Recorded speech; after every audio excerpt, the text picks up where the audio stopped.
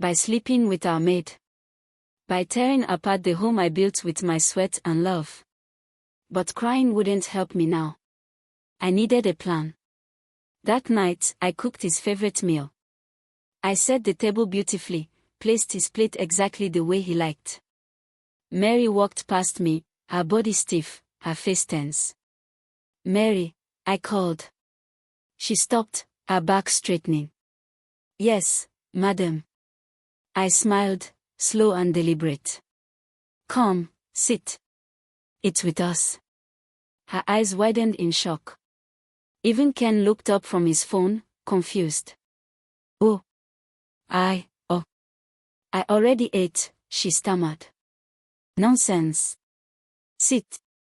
She hesitated, but then slowly pulled out a chair. I watched her carefully as she picked up her spoon. Ken kept shifting in his seat, uncomfortable. "Good.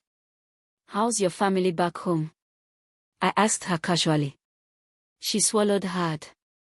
They are fine, madam." "And your boyfriend? Do you have one?" Ken coughed, nearly choking on his food. Mary's face paled. "No, madam." "Really? A beautiful girl like you?" I laughed lightly, sipping my wine. "I was thinking, maybe I should find you a good man. Someone who can take care of you properly. What do you think?"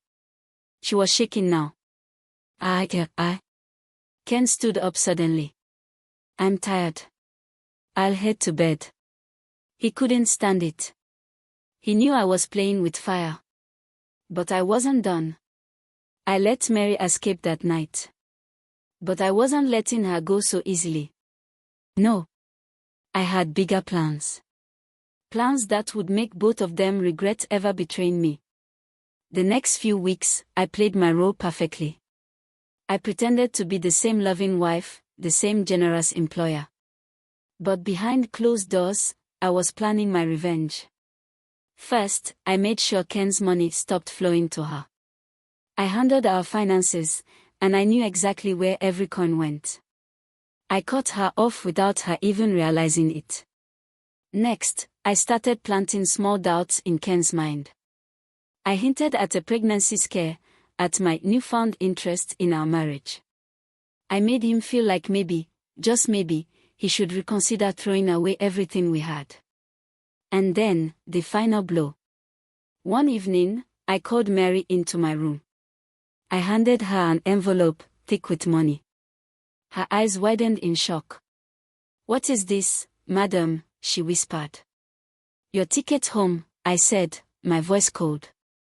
"I know everything, Mary. And I want you out." She burst into tears. "Madam, please." "I gave you everything," I interrupted, my voice sharp. "I treated you like a sister. And you repaid me by sleeping with my husband." She fell to her knees, sobbing. "I didn't mean to." "Shut up." I stepped back, disgusted.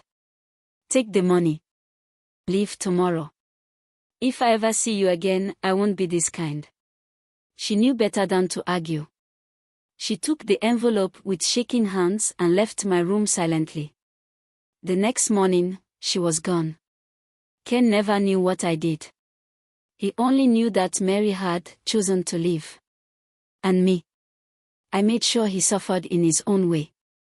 I started living for myself. I found happiness beyond him. I rebuilt myself, stronger, wiser. And as for Ken, he lost the best thing that ever happened to him. Because I was done playing the fool.